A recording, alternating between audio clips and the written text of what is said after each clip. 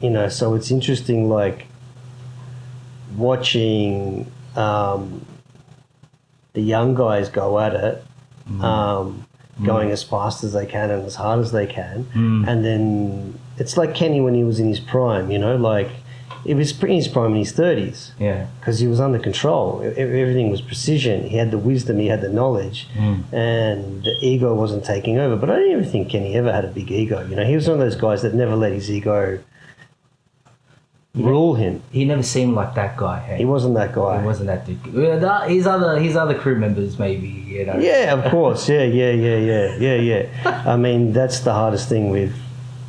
Like I say, it's like anything, you know. Like ego's not your amigo, you know. Like it can really fuck you up, but it's also such a powerful driving force when you're younger to become or excel at whatever the fuck it is you're doing. I've been saying that, bro. I've been saying that to some of these younger cats.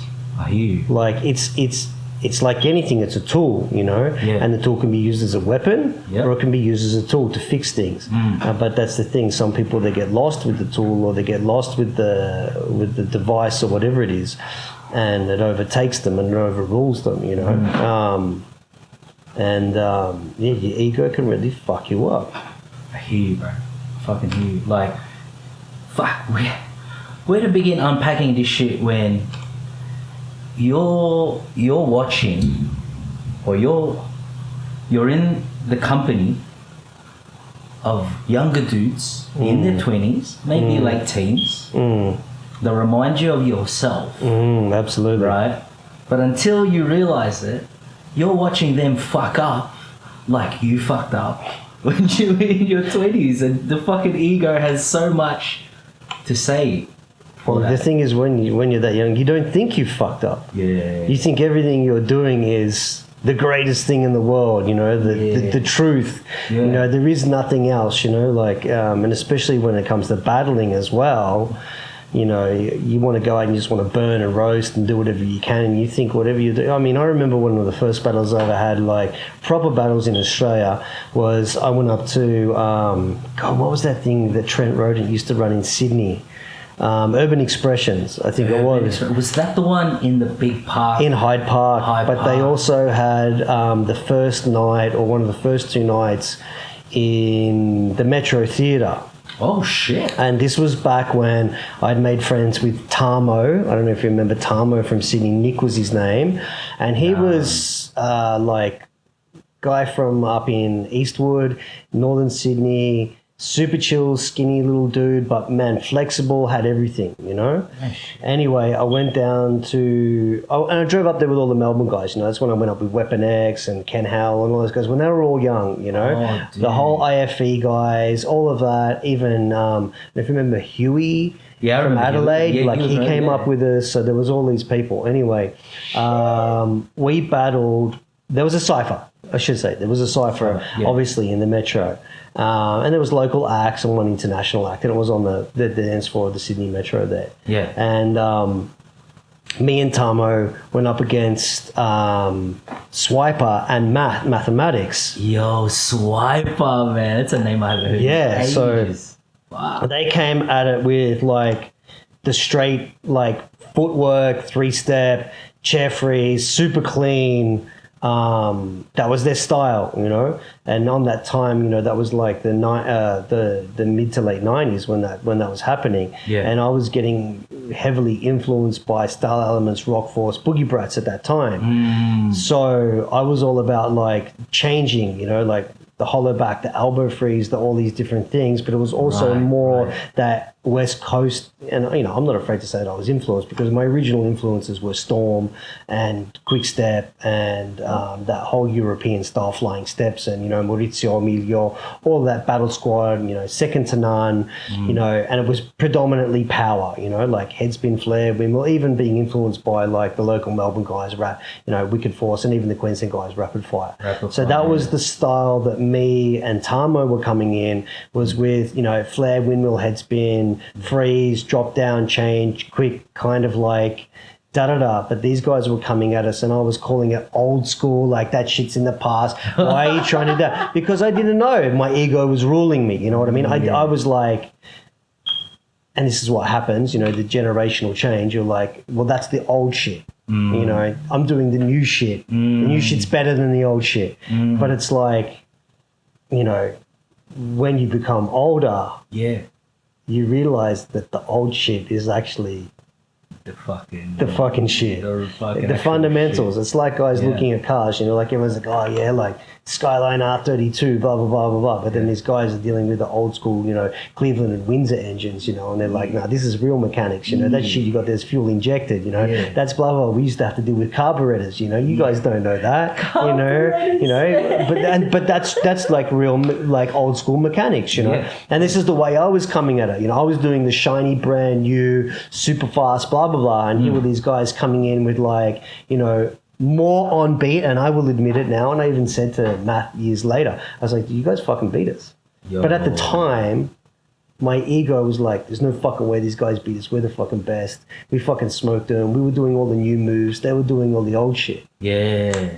And it's hard to admit at the time because your ego's in the way, you know, like all of this, like, you know, they could, you know, Swiper could do swipes, they could do nice mills, but none of them could rock a flare or a head spin, you know what I mean? And that time it was like, head spin was like the air flare of the time. You know, like it was the pinnacle. it was the pinnacle move, you Yeah. know, and it was one thing I pursued because, you know, my idols were, you know, like Storm, you know, the guy in Quickstep, who just both had the most majestic fucking head spin ever. Variations. You know, and then I watched George, you know, Styles. George from Wicked Force was doing it, Jamie and Bill were doing it, you know, Busk, Scan, you know, I saw the tapes of Wicket, you know, and I was like, man, all these guys got a, you know, Little Caesar, let's not be a Little Caesar, Little who's Caesar. just one of the gods of like ground power ever. Yeah.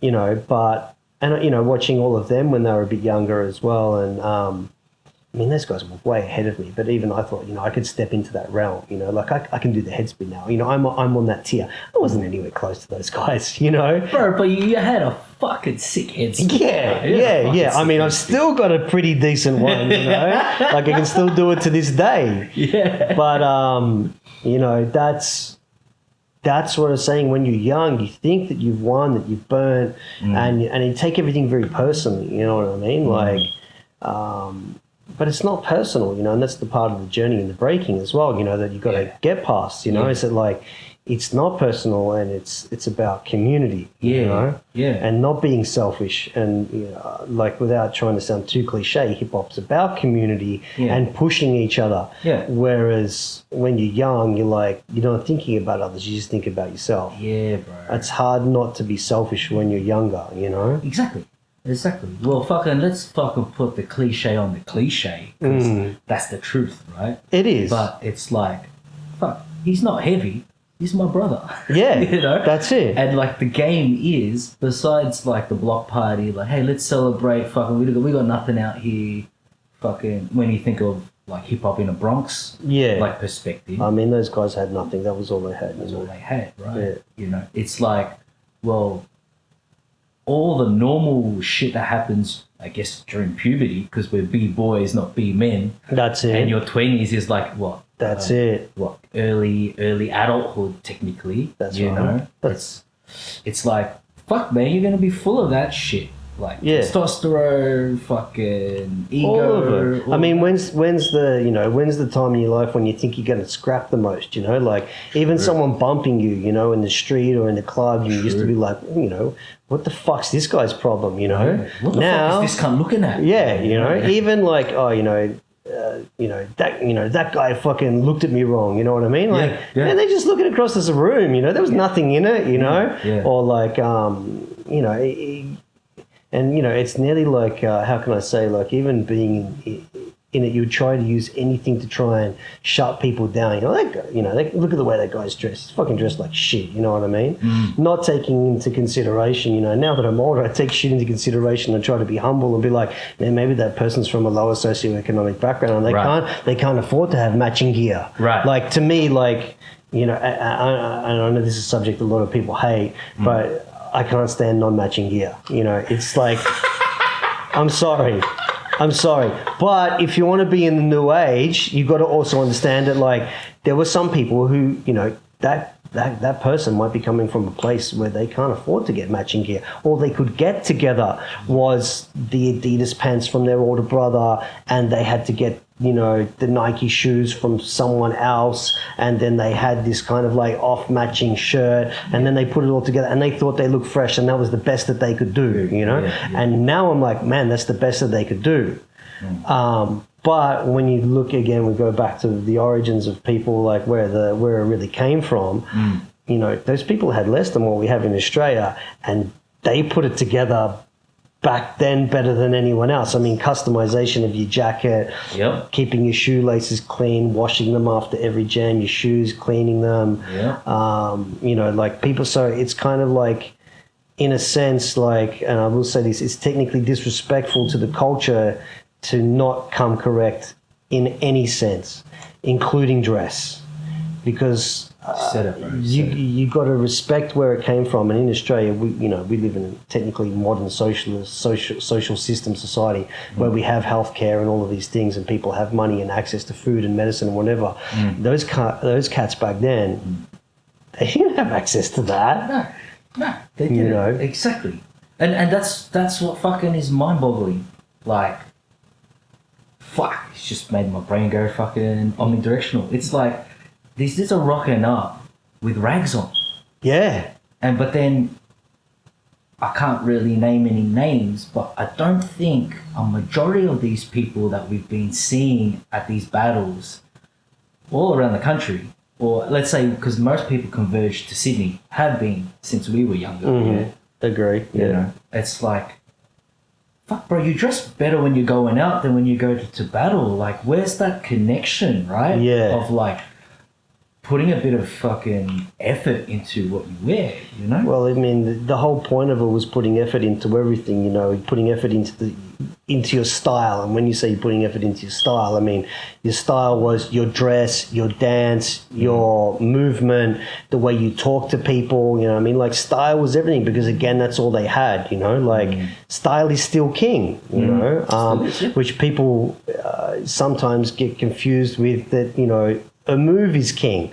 Okay, the move is amazing, you know what I mean? And it's great to see, but if, you know, you're not doing it correct, in a sense of like coming correct, and doing it, you know, with the intention and purpose of, like, you know, expressing yourself, then I mean, like, you know, you're just doing a move. Right. You know, but that's also about the dress thing, but then that's also the ego thing, you know, moving back to that as well. If you dress good, and this comes for anything, you know, like, let's say you're a worker in a business and your boss is invested in giving you the correct equipment to do the job right. You know, you've got a nice uniform for your work, you've got all the tools they're giving you, you know what I mean? You're going to walk into work every day going, oh, I'm happy, man, like, this is great, da da da da da. Right. And you're going to perform to your best because you've been given, like, these passive motivation. You know what I'm saying? So when all those guys back then were putting their best into the way they dressed, the way that they rocked to the club with their crew or whoever, or to the battle, wherever it was, they felt good. That was their motivation, you know what I mean? They had all this amazing motivation to come correct. Yeah.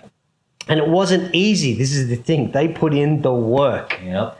And this is another thing, when you get older, you realize how much work people have put into things when they've had success, when they've been that good.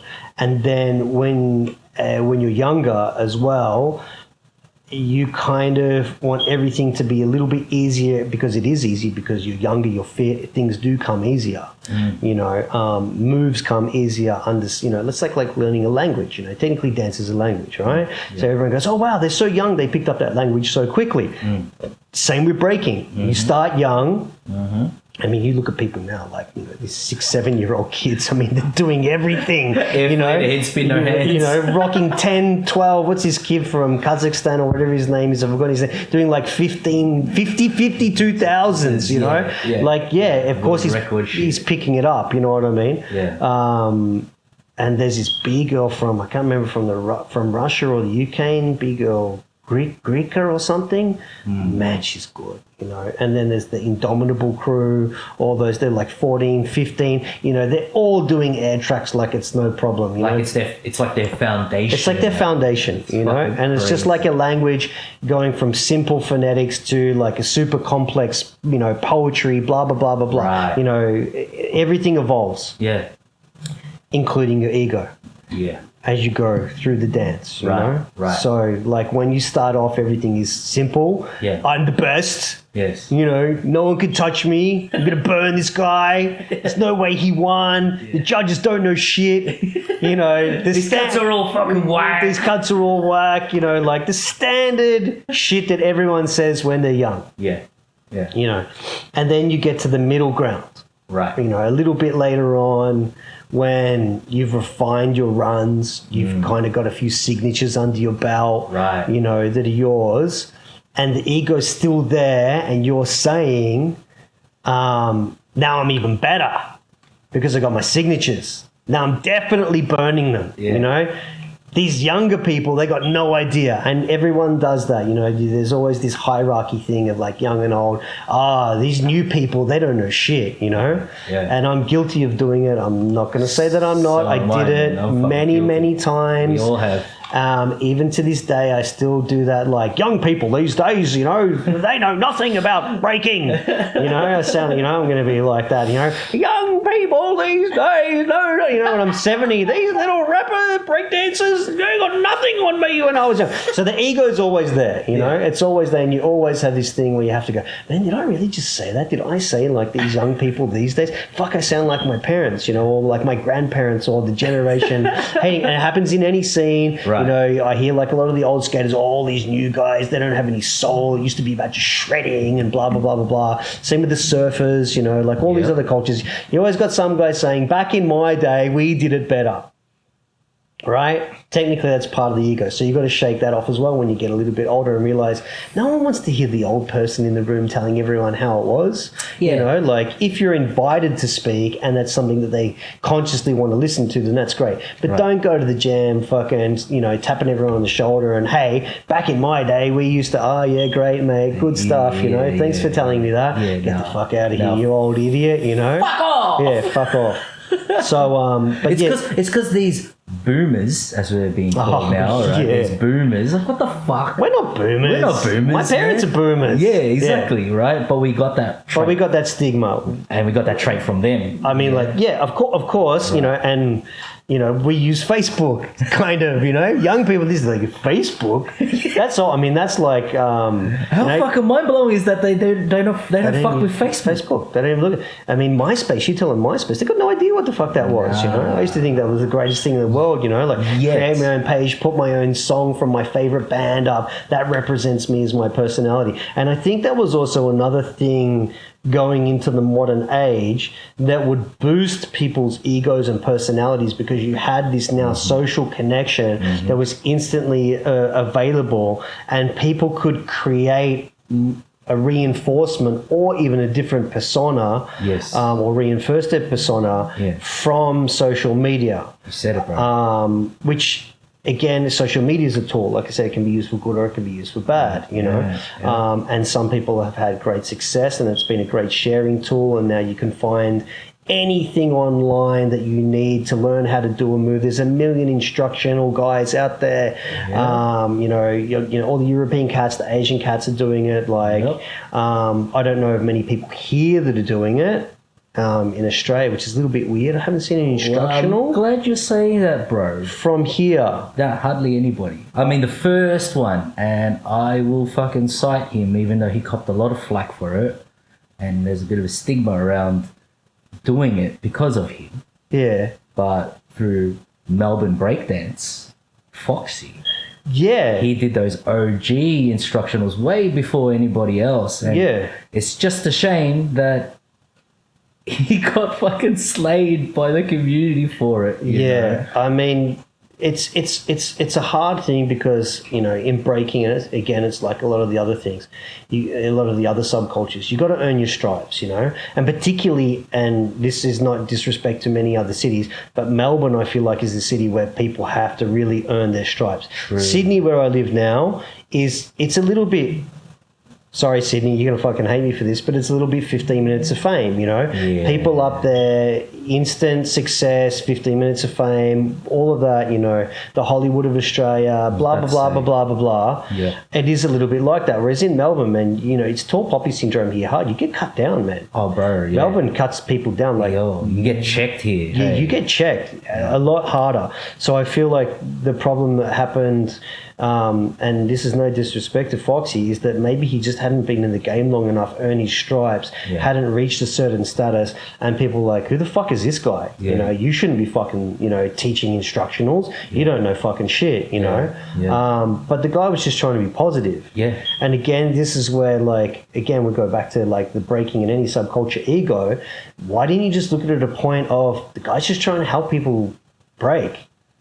What's wrong with that? Exactly. Everyone's got an opinion, just like an asshole. Yeah. Everyone's got one, and generally, people with opinions tend to be assholes. Yeah. And I was heavily opinionated, and I will totally say this: I was much of an asshole to a lot of people. We all were. Yeah, and if you can't admit that, well, then there's, you're still a fucking asshole. Sorry. Yeah, you're just faking the funk, man. Yeah, exactly. So again, the whole thing about. And this is, I don't know if I've talked to you about this before. I think we've had a chat about this before. When you step into a jam or a cipher or whatever, because breaking has so much character, you're technically acting. So you nearly step into a different character. Right. When you're on the floor. This is the thing that I also try to think about now as well, is you are being an artist. Actors are artists, right? So technically, but you're doing dance with performance or acting, a lot of the character that people have, a lot of the style that they have. And it's not forced. This is what I'm saying. This is the difference between when most people do acting, they're actually impersonating someone else, right? So they're I'm trying to be the president of the United States, or I'm this action hero, John Wick, you know what I mean? I have to get into that character. I have to understand their mindset, blah, blah, blah, blah, blah, blah, blah, blah. So when you get into breaking, you're not trying to impersonate anyone else. Right. You have to be yourself, but turn it up to 11. Yeah. You know what I mean? Yeah. So, because there's that whole thing of you can't copy, you can't bite, blah, blah, blah, blah, blah, people's character. Yeah. And, people do copy other people's moves. I get that, nearly no one's original, in the sense of there are some original movements. I'm not discrediting people who have created original movements or whatever. But even Legs, said it, we're all just manifesting, the same stuff in a different place and time. Right. Swipes come from somewhere, the coin drop comes from somewhere. There's footage of, someone in the Middle East doing a drill head spin from 1912. Yeah. So it's not it's super original, but then when people put the twists on it, yes, it becomes original. Yeah. But anyway, that's another part of the ego thing about copying, biting, and I used to call it out. I used to say, this guy's biting. I was a biter. I bit shit hard. We all did. We all did, because if you don't take from someone else and then try to flip it or whatever, I mean, it's nearly impossible to be original, you know? Even in the arts world, impressionism, only one guy was allowed to paint impressionism. It was Monet. So sorry, Manet, you can't paint impressionistic because Monet did it first. You know what I mean? Manet's a fucking biter. You know what I mean? So it's and there was a whole impressionistic movement and all these famous artists. Right.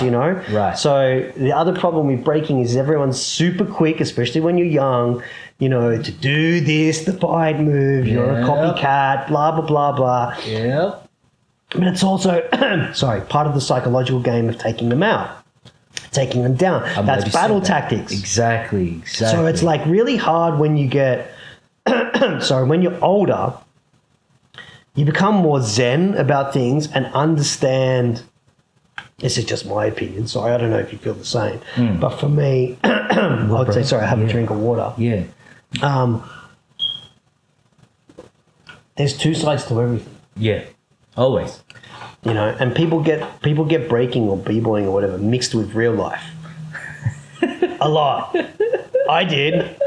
Like I say, stepping into character, putting on the armor, dressing a certain way, having to walk, everything was about breaking, this, that, you know, this is my character, this is who I am, you know, like it nearly like, I used it, honestly, I used it to define me, you know, but the ego and the character like nearly took over. Right.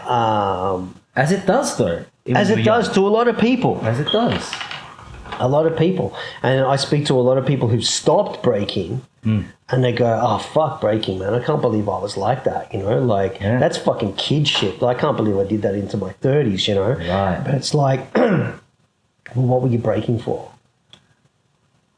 I'm fucking glad you said that, bro. You know? I'm glad you said that, bro. Were you breaking because you really enjoyed it, or were you breaking because like it helped define you, or you know, sorry, I didn't have a drink. Yeah, all good, man. Well, let me like. Sorry, bro. No, it's all good. Let me expand on that. Like, I mean, you're speaking some truth. That's why you're getting the coughs, bro. It's not the spicy cough. Don't worry, it's not COVID.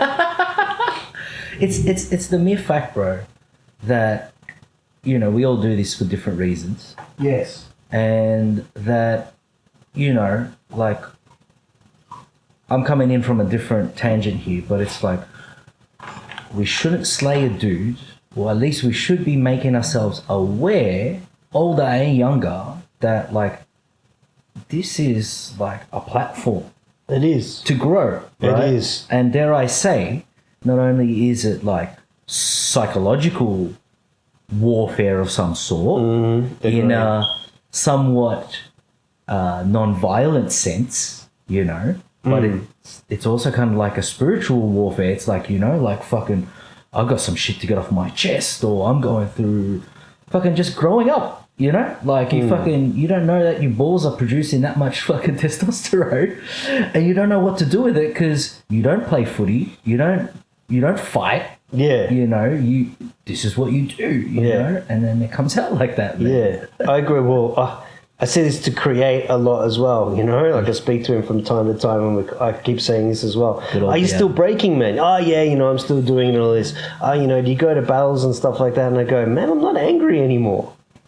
He said that. Yeah, like, Makes sense. Well, even me, I'm like, yeah, I'm not angry anymore, man. You know, like, you got family, you got kids, you got all these other things in life. Yeah. And you realize, you know, that like, yeah, breaking was part of your life and you made it your whole life. And some people do, they make it their entire life, their entire personality. And then other things come into your path as, you know, you grow as a person or a human.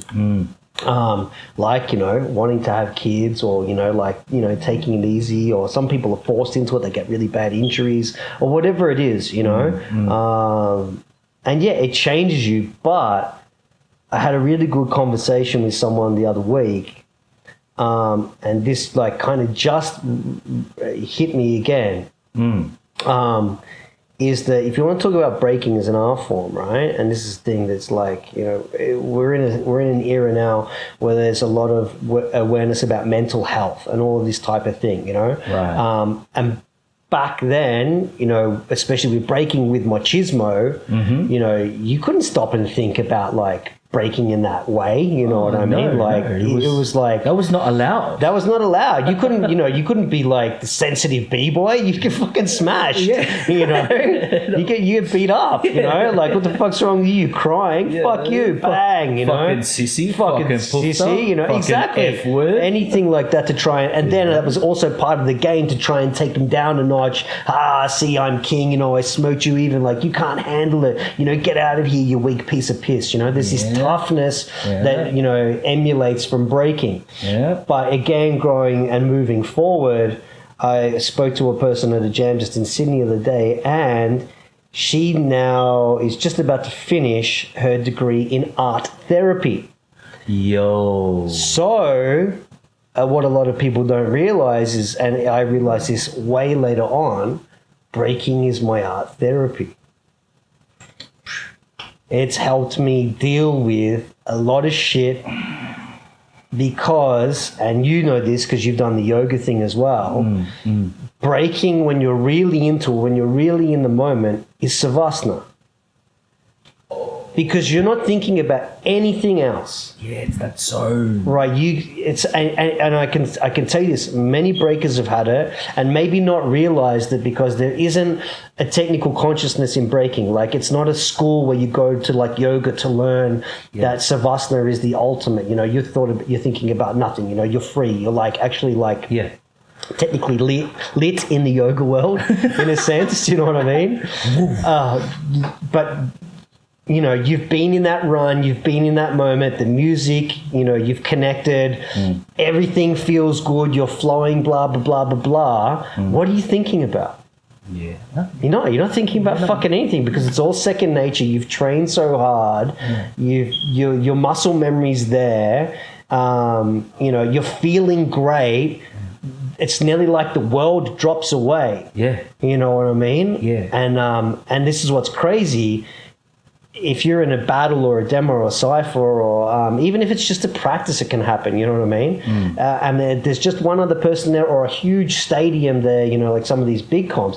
Everyone sees it, you know, and it's nearly the hardest thing to define because that moment's done, it's gone, you've achieved it, you know what I mean? And then you're out of Savasana or whatever it is into the next stage, whatever it is, you know, or you come back to wherever or, you know, whatever it is.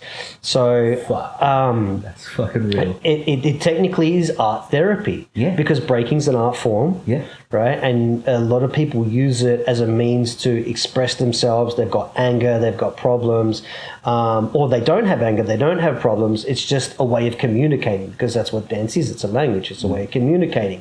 And it takes away the rest of everything else that's going on in your life. And there you are feeling much better. You know? So this is again where when I was younger, I didn't realize this because, you know, again, your ego's there. Yeah. And, you know, you think it's about burning, you know, this did I say, or burning that person or whatever, or, you know, just being the best. It's about being number one, you know what I mean? Or the best. And that is the greatest thing about breaking is you are technically pushing yourself. But there's this weird, as I keep saying, like thing around it. It's like you're constantly trying to better yourself, but you're also kind of trying to push people down. Yeah. Which is really weird, you know. And I let the like pushing people down. It's nearly like bullying. Yeah.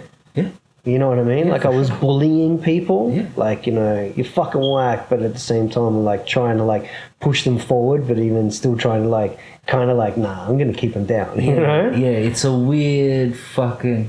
Well, I mean, doesn't that just come with the word battle?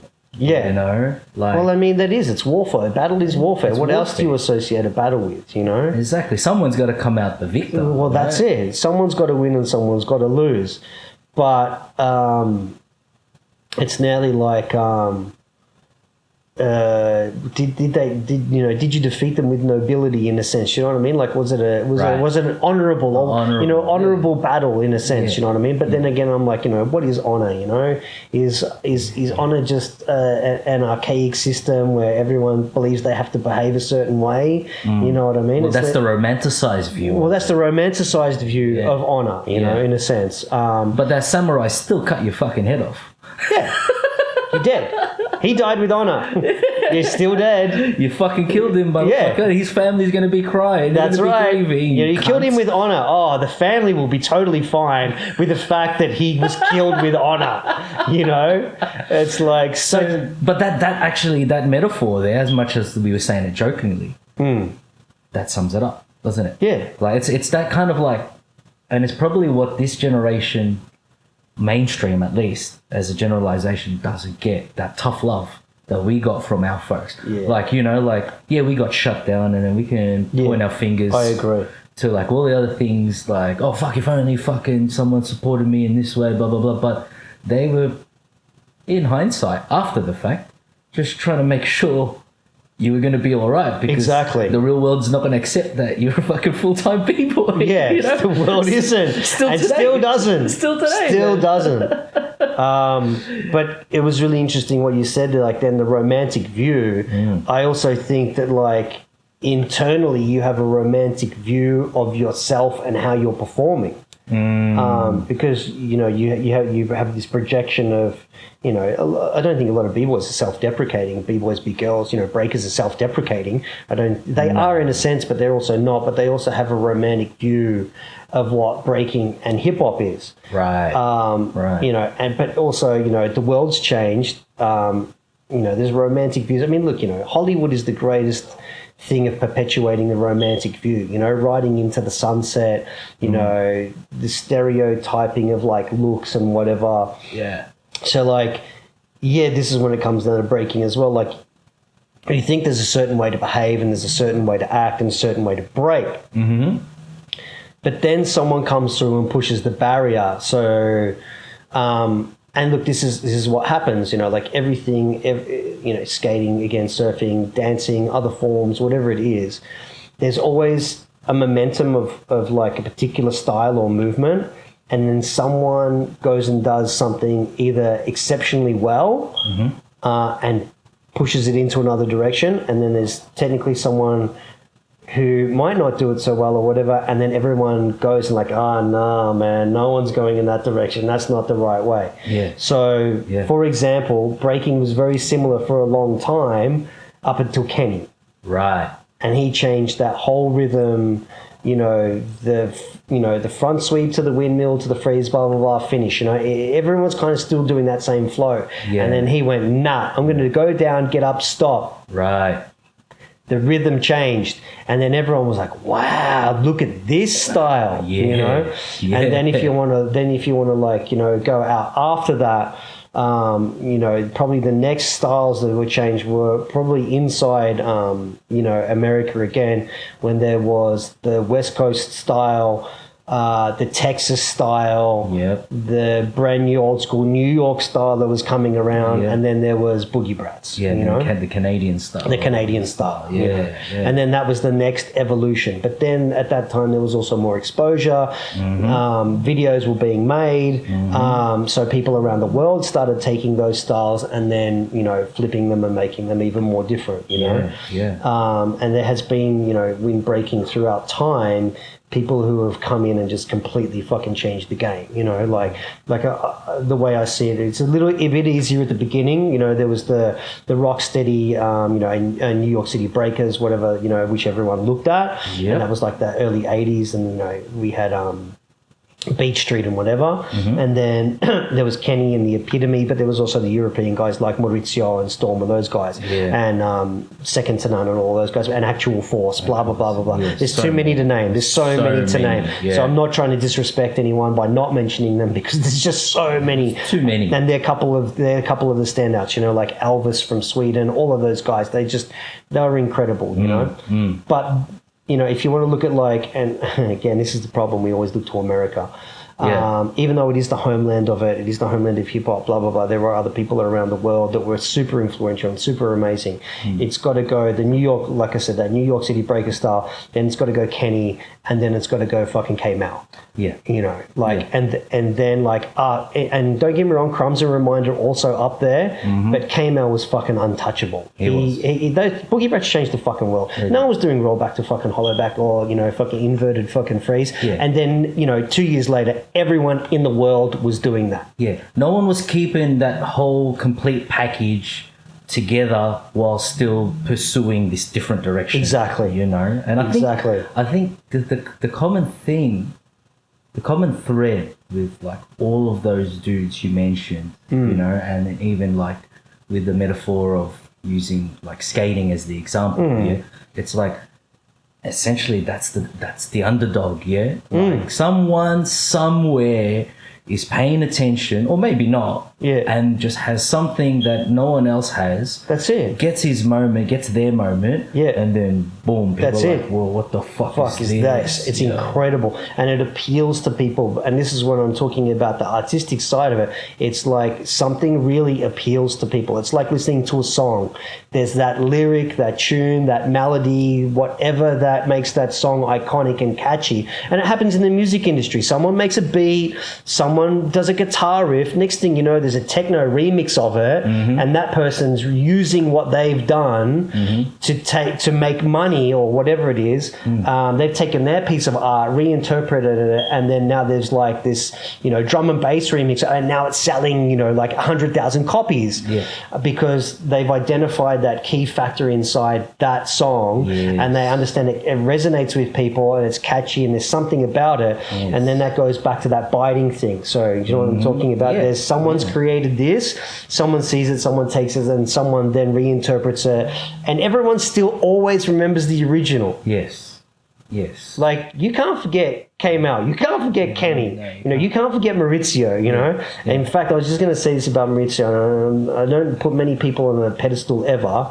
He's the one guy whose style was nearly never copied. Never.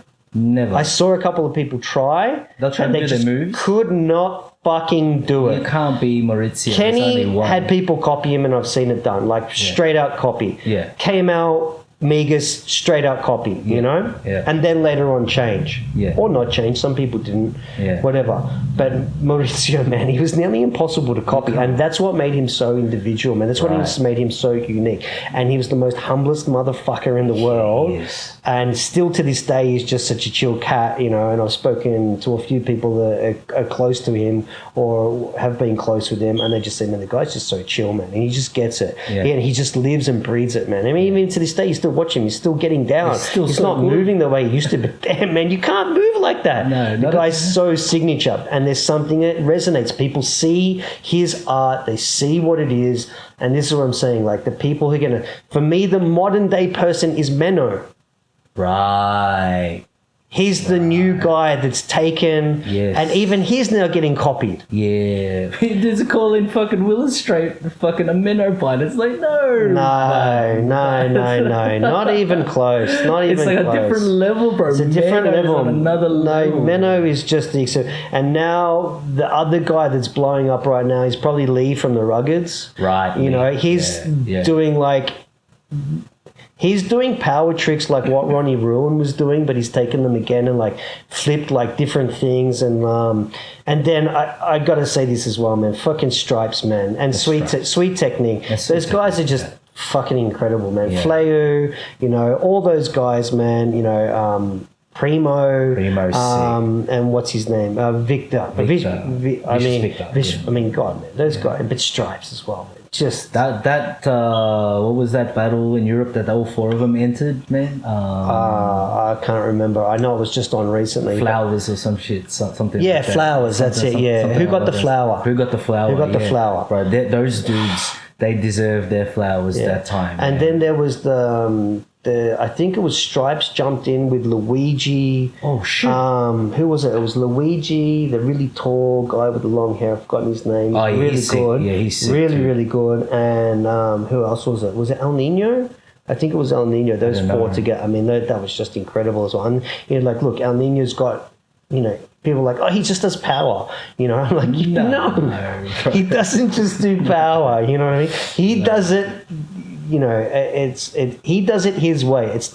I call it the silhouette complex. You know what I mean? Right. And a silhouette's like a shadow. If you blanked out everything of that person, their face, their clothes, their whatever, and you just saw the silhouette, would you know who it is? Yeah. Oh, fucking yeah. Right. So if I saw like a silhouette of the movement, I could tell you straight, that's El Nino. Yeah. That's Maurizio. Yeah. That's Menno. You know what I mean? That's like that's the greatest, like, I think, compliment you can ever achieve. When you I was watching a clip of, and I'm not trying to brush your ego and, blow smoke up your ass the other day. But when Pace dropped that clip and it was in that weird reverse filter light, like a negative I knew effect. when you threw down straight away, because that's you. That's how you move. Yeah. You know what I mean? You have your own movement. Yeah. You know what I mean? And that's man. and appreciate that. Look, man, it's not bullshit speaking like this, man. You're fucking one of the greatest fucking dancers to ever come out of Australia. And I'm talking in all the elements of fucking like everything you've done, and Hey, bro, without the guidance of people like yourself. Of course, but Really, in the end, again, when you get older, you realize like helping people is actually the greatest thing you can ever do Right. to keep the dance going forward, and you know, I understand. I'm good at teaching technique. Like that's what I'm good at teaching.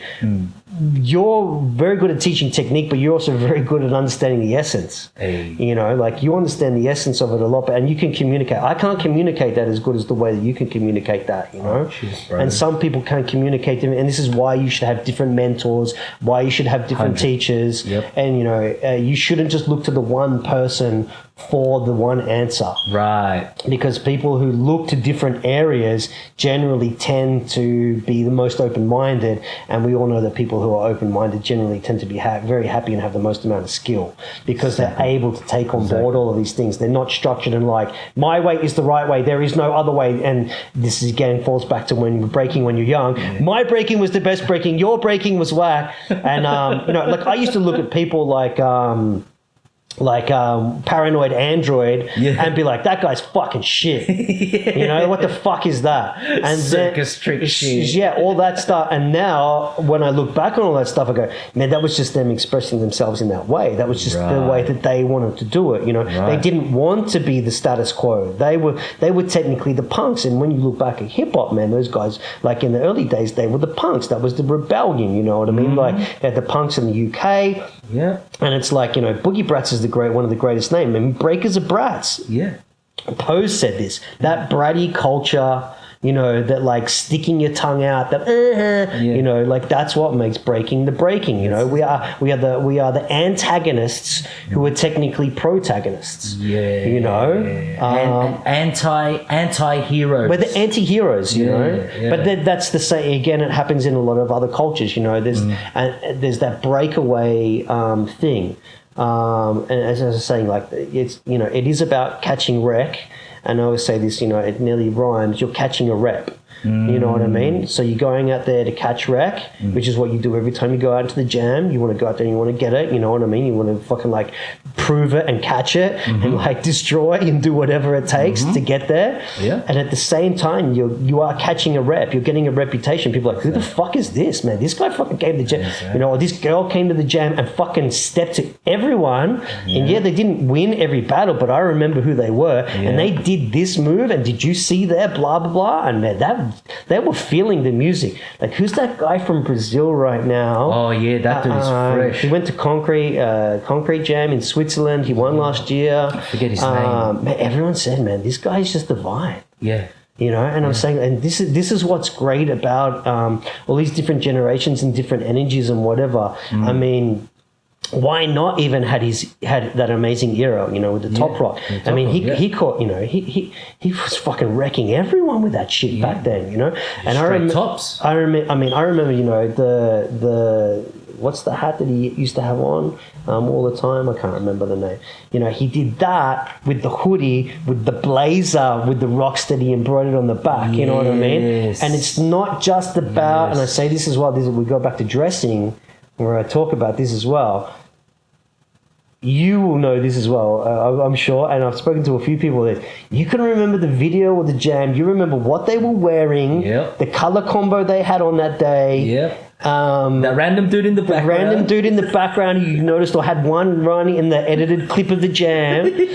But at the same time, that's the recognition, you know what I'm saying, of like you saw something that resonated, that made that person stand out. Right. You know, and that's them with, and I'm not saying that, and this is the other thing, I'm not trying to say that, you know, it's always spotlight that one person, blah, blah, blah, blah, blah, because there are plenty of, you know, cats out there that are amazing and aren't in the spotlight. And I'll say this about Rabani from Holland. He's one of the greatest breakers. One of the greatest ever to do it. And you say his name to most people, and especially younger people these days, they got no fucking idea who the guy is. Who Rabani is. You know, they got no idea, man. Even if he's in an old Red Bull BC1 somewhere. Exactly. They'll be like, oh, who's this guy? I'm like, man, the guy is one of the greatest breakers of all time. You know what I mean? Like, you know, he just had it.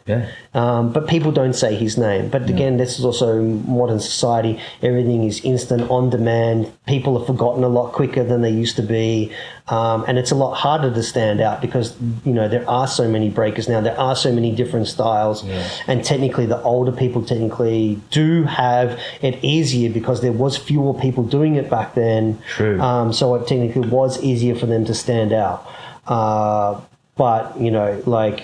But you know what it is too, bro. Like, sorry to cut you off. No, it's all good. But it's like the stronghold of commercial things right now Yeah. is so up there, bro. Yeah. Like underground. What's underground, man? Ugh. You know, like what is underground these days? Underground doesn't technically exist anymore. Right. There are a few people, I believe, trying to keep it alive. And there may be a renaissance of underground that comes in the future. Yeah. But this is when Google servers go down. when the great reset happens. Yeah, and this is one thing, and I don't want to sound like the old guy telling everyone how it was back in my day, but it was a lot harder. You had to either fly to a jam or have someone have the VHS tape of that jam, and you had to know someone who would like post it to someone here, who would then like you'd get two VHS if they let you copy the VHS. Yeah. Some people wouldn't even let you copy it. Wouldn't even let you borrow it. Wouldn't even let you borrow it. No way, man. That was like you can come around, watch it once, and then that's it. You're never seeing it again. You know. And you had to take. There was no watching it in slow motion. Let me drag the mouse. Oh, that's how they do the move. I'll just watch. I'll just go here, stop in my room, practice, drag the mouse. So it was a different time. It was a different era. Things weren't accessible, and this is what I'm saying. Like now, it technically is a lot easier. But you look at the standard of foundation of fundamentals from when we started, you know, like flare was the king move, you know. You could do 10 flares or headspin and flare. Now, flare, headspin, it's nothing. It's nothing. Whatever. Exactly. It's nothing, whatever it is. But then, you know, the expansion of style is like, you know, again, you know, people who have just such specific style. And this is one person who I absolutely fucking think is one of the greatest styles, and people I still don't think caught enough dues, is Steez from Japan. Steez is the fucking one of the epitome, greatest breakers fucking ever. And yes, some people know him and some people recognize what he does and see what he does. Yeah. But then I'm saying he isn't up there. He's not flown to comps. He's not in the Red Bull staff. He's da-da-da. And that's okay. Yes. This is the other thing, I don't want to say about breaking your breaking career, your breaking path, no matter whatever it is. A lot of people still focus on number one, the spotlight person. I have to be as good as Mano. I have to be as good as Kenny. Right. What's wrong with just fucking being good? Right.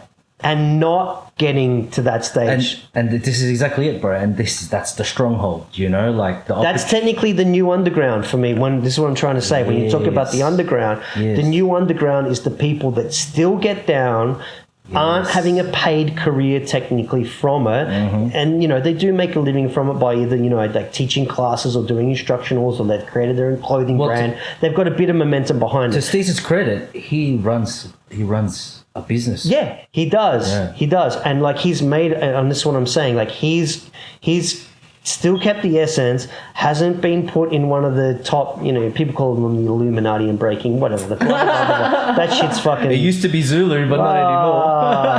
Blah, blah, blah, blah, blah, blah, blah.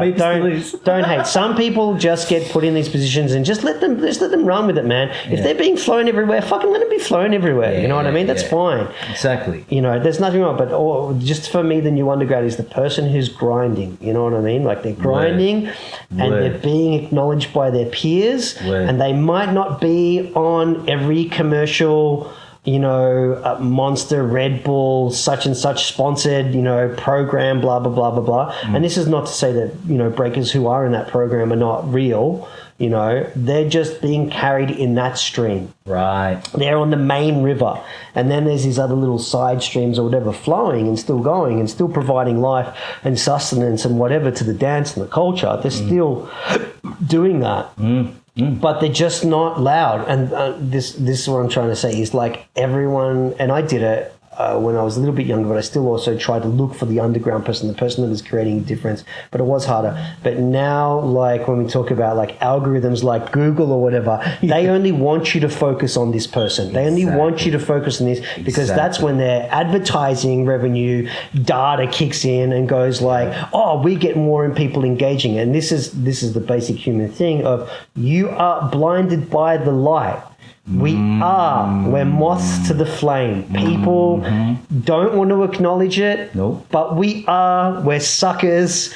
I've been tricked. I used to fucking, have 1,000 pairs of kicks and thought it was cool, and then realized it's just fucking material wealth that means fucking nothing and sneakers ain't shit. But you got. But I still love them. You got the illest collection of kicks, bro. You could fucking. But I still, and to this day, I still love them. Yeah. And I know that it's part of capitalism and commercialism and all of these things, and you just have to accept that, like, that's the way that river flows. You know what I mean? Yeah, exactly. If you want to get out, you can get out. You can swim to shore anytime you like. That's it. But people love being in that stream. No, it's exactly because the light at the end of the tunnel is an Ethernet cable to the server. Exactly, 100%.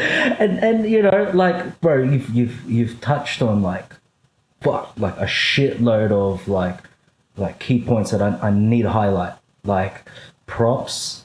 Getting your props and paying so your dues. important. So important. Like, that's like an element of hip hop that is not mentioned these days. Like they'll talk about all the other stuff, which is the fundamentals, but props and paying dues, and then things like faking the funk, man. Like everyone from Maurizio to Stripes to all those names you mentioned and Steez, like. Those dudes don't fake the funk. They are the funk. They are. And what's funk? Funk is something that stinks like blue cheese. But do you love blue cheese? I know I do. With wings, blue cheese sauce. Don't put that spicy cop sauce on that shit either, bro. That's the real. And again, it's like we're talking. You were saying the props. Again, everything is like a tool, Mm-hmm. And again, it can be used for good or bad, And some people, like you're saying, fake the funk, and it's the flimsy tool. Right. It's not going to get the job done. No. Like you want precision. Like you want precision, and the best that it is. Sometimes those people, they just got all the right tools and they're just doing it correct. They are creating the masterpiece. They're creating the statues of David, or the painting on on what's Michelangelo's famous painting in the Basilica. I can't remember. Anyway, the names. Those magic pieces of work. But what everyone forgets is all these other artists on the side who are still creating amazing work, who are still expressing themselves, who still have funk and still have blah blah blah, but they're not being carried in that mainstream. They're not being looked at in that certain way.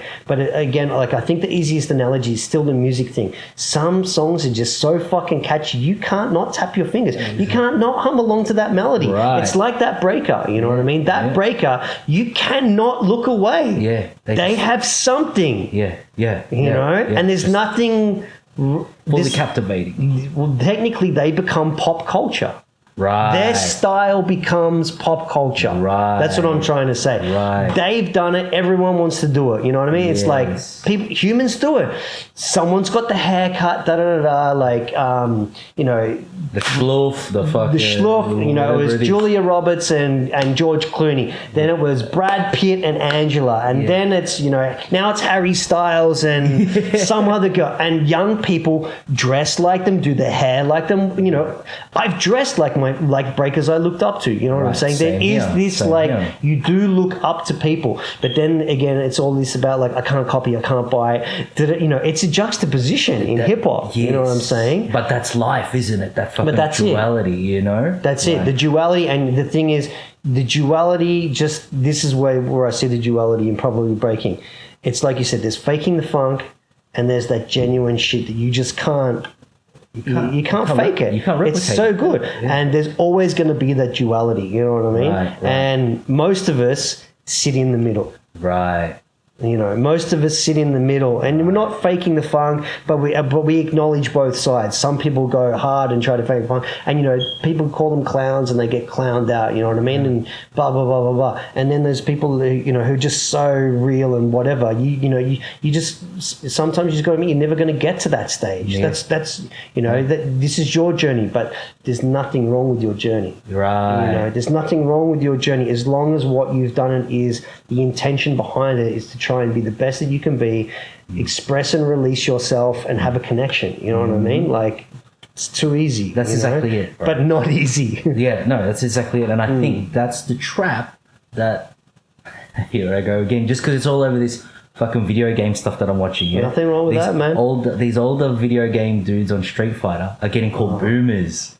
Right? What? Yeah, they can go on some I boomer get it. shit, you know, I like get it. fucking, you know, fucking at tournaments, blah blah blah, this and that. It's very similar to breaking. That's why I'm very captivated by it. Yeah. But it's that fucking, it's that notion that I've lost my train of thought, man. I went to video game world for a second. No, I understand. It's that notion that like all these weird juxtapositions from the tough love to the shutdowns, which are weirdly supposed to uplift and all of that. Yep. That's fucking embedded, baked into things like culture. Yeah. In this case, hip hop culture. Yeah. That fucking these boomers don't see with these new kids. Right. You know? Like that's why, let's say, to your credit, to mine, I guess, without sounding like fucking big-headed about it, is like that's why we're still relevant. You know, like why dudes like the younger cats in I've lost the name of the crew, Breaking Borders, seek you out. You know why? No matter how many fucking times I try to fucking retire, I get brought back into the fold. It's like fucking get. But there's a duality in that being brought back into the fold because you love it so much. Yes, it's so hard to step away. Yes, but you're also brought back in by other people because.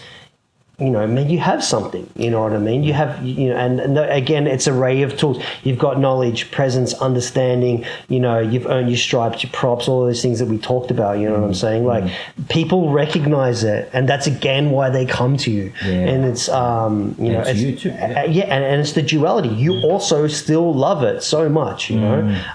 You know, I've had so many injuries, you know, like I told you about the back one, you know, it's put me out for nearly like the last 2 years, and now I finally fucking got fixed, and I've started breaking and doing, you know, a lot of things, and I am finding a lot of things harder, of course, than they used to be. And I've also had to change some of the things that I've done and some of the moves that I've done and transition it. But this is all part of the development and, you know, of you as a human being going forward. Like, do you think someone who's 20, you know, who's a ballet teacher now that they're 70, you think they're still going to be doing the same moves they did when they were 20? They can't. Your body changes. But that ballet teacher is still there every week teaching those, you know, students because she sees the potential in them. She understands this, or he or she shouldn't, you know, sorry, shouldn't say it like that. We're old school guys. So old school, sorry, doing the he, she thing. Whoever is teaching wants that person, and again, there's another duality, and this is the crazy thing, they want them to feel what they felt.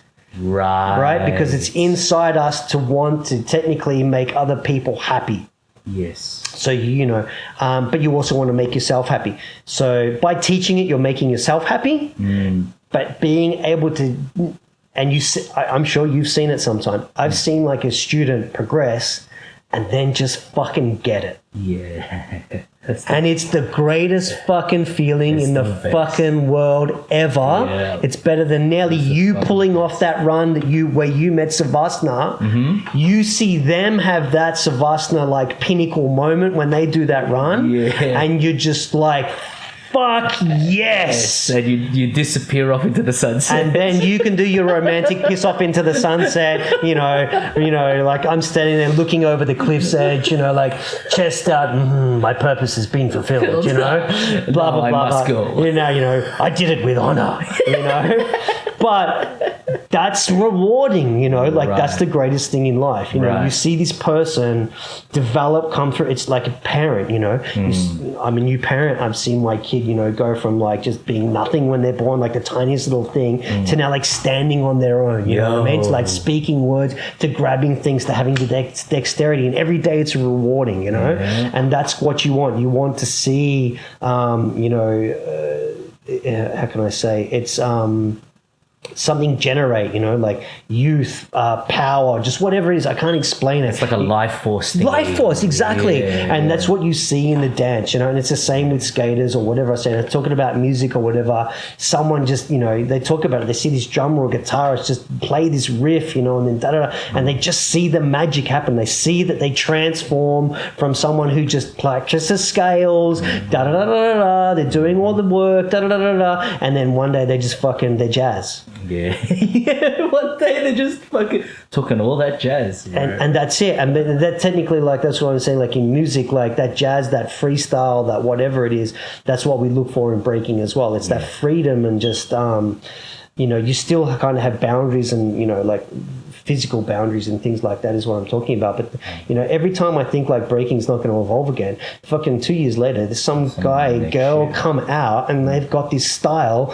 and that's like that pop song that every couple of years comes out, resonates with everyone. And that's just what it is. And you just got to accept it. There's nothing wrong with it. Yes. But the duality, there's the mainstream and the underground, and they're both magical and they're both beautiful, you know what I mean? That's exactly it. And just recognize both. Wow. Just dropped fucking bombs, bro. You reckon many people talk about breaking on a philosophical level like this, or they're just like, I just want to burn that cunt? That's the difference between now and back then. We never had an opportunity to watch a breaking podcast. No. You know what I mean? Or listen to one. And we would have to meet these people and hope, like I'm sure, I may have been in a room or at a diner or someplace with you in LA somewhere maybe, where we're with an old school guy or someone who's knowledgeable, like Frankie Flay, for example, or someone, and then have a good long conversation about this real shit, So the times have changed. So some people, they can talk about it now. I've got to admit, maybe 15 years ago I couldn't have talked to many people about breaking like this. Maybe one of the few people would probably be Poe, he's always had an understanding, like the guy's a mad artist and he understands, maybe Wicked, I had a conversation with a fair while ago about like the understanding of it all. What about Juice Boogie? Oh man, Juice Boogie is like, man, he's an artist for sure. That guy was always on another level, and he had this crazy humbleness, and I'll never forget it. And it's one thing that inspired me as well, because I felt as though I was in that ballpark. He goes, some people are just really good and naturally good at it, and again, I don't want to blow smoke up your ass. That's you. You just had the funk, man. You just got breaking, right? And he said, I was one of those people that had to work on it, and that was me. I had to work, you know what I mean? I didn't have the funk. I didn't have the essence, you know what I mean? Like, I had to travel, I had to go and speak to different people, I had to be influenced, I had to go through different journeys and different things to try and discover myself. And that always resonated with me. But I was just like, at the same time, Juice, no fucking way you had to work for it. Because I wouldn't have thought that. That's mind-blowing. He's another name you try and say to younger people these days, and they got no idea. And I mean, the guy was just on another level. He invented the fucking the juice flare. The juice flare.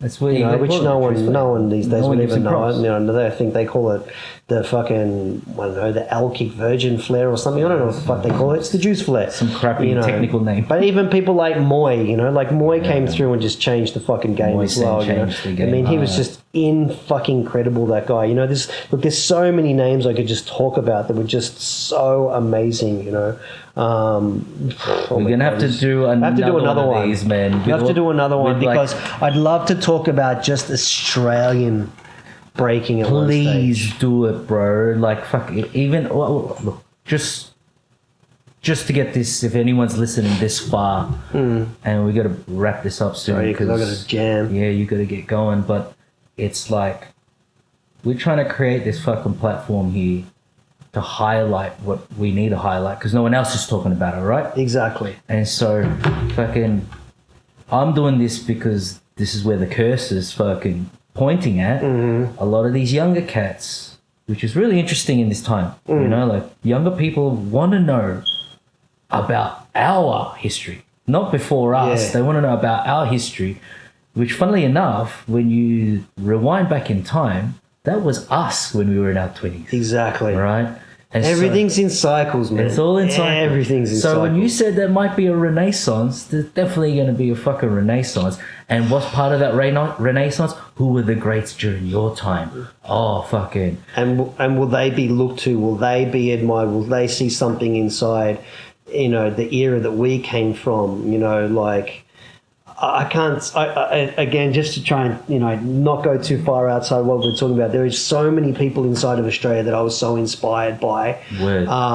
And before me and who came after me as well. Yeah. Like You know, look, of course, Fresh Stocks was a major powerhouse, but I'm talking like, you know, Natty from Perth, man. That guy was just incredible. Put him on, man. Put him on. You know, like that, man, the guy slept on hard a lot. You know, people don't even know how good that kid was, you know. He was just incredible, you know. Bro, and then, fucking Gaetano. Yeah. I mean, in terms of like straight power, but even how he came with his top rock, how he delivered, he came correct, you know? You know, and someone who I saw develop for a really long time, and I kind of didn't understand what they were doing, was Dreaded. From Adelaide, man. The guy stuck it out and, you know, created his own style and like stuck to the game and was like, the guy had it, man. In the end, he got there, you know, like, I'm not trying to discredit him and saying like in the beginning, but even in the beginning, I didn't fucking get it. You know what I mean? I thought I got it. I didn't know shit. No one knows shit. And there used to be this thing, and I did get say about this, and this is going back to the very beginning. When I first started, I was told it's going to take at least 5 to 10 years to get good. And I was like young and 2 years, mate, I'm going to be ripping it. You know, and I will say this, until 15 years in breaking did I finally feel like I started to develop myself and who I was and feel free and actually get it. Like actually get it. Bro. Some people get, and this again, some people get it earlier on. There are some freaks out there. Like, I'm going to say like Luigi got it early on. There's a young cat from Miami, Nels one. He's fucking got it. He gets it. There are some people, but a lot of us don't. And it takes us a long time to get there. No, and there's nothing wrong with that. So as I'm saying, like Ju said, there's a duality again. Some people get it at the beginning and they just have the funk and they just fucking flow like nothing. Like Bryson from Massive Monkeys. He always said, man, that guy was so good as well. Massive Monkeys have forgotten. Okay, sexy Filipino steez. Mate, that guy had it. He was loose and he was just good. The guy was just good, you know. Anyway, Mike Bryson. Bro, yeah. I'm going to bounce. Yeah, you got to bounce. So good to speak with you. Bro, we'll wrap this up, man. But like, I need to say this. This is the last word and I'll let you go. Yeah. Thank you for blessing us. But, you know, it's not that you had to work hard alone. Like, we all had to work hard, you know, whether on the talented end. Everyone put in work, man. Everyone did. Right? But what it was, bro, was you just had that thing you had to unlock, bro. Yeah. And I was so glad to like witness that too, bro. You know, because like you're my mentor, bro. You're one of my earliest mentors, and it's like, thanks, man. Fuck, man. And oh man, I just came back from the States, check this shit out, and then seeing you evolve from that, bro. To be in the same crew with you, 7Ds, you know, like, bro. I mean, that was an honor when you got in, man, as well. You know, like I'm glad I can share that with you as well, man. And it's so hard to just express sometimes, man, because again, this is what we're just going back to very quickly. You know, b-boys are not supposed to express. We're supposed to do it with that dance. You know, we're not allowed to express any other way. But I just want to say, man, it's really great to hear you be open, and I hope that more breakers going forward have opportunities, maybe in this situation with you, if you're the one that's, you know, giving people this opportunity. And this is by no means, you're stopping gatekeeping in a sense, you know what I mean? You're like letting like it be open and for people to learn, and that's the greatest fucking thing as well. That I think can never happen to the breaking scene here in Australia, for it to develop and grow. And it's like anything, acknowledge the past, you know, love the future, and let's just see where this thing goes, you know. We got to keep it going. Like, we've got to get you going out the front door to get to your wife and your little one, man. Thank you so much, bro. Fucking Red, I wish he'd shut up. God, he talks too much. I know I do. Always have, always will.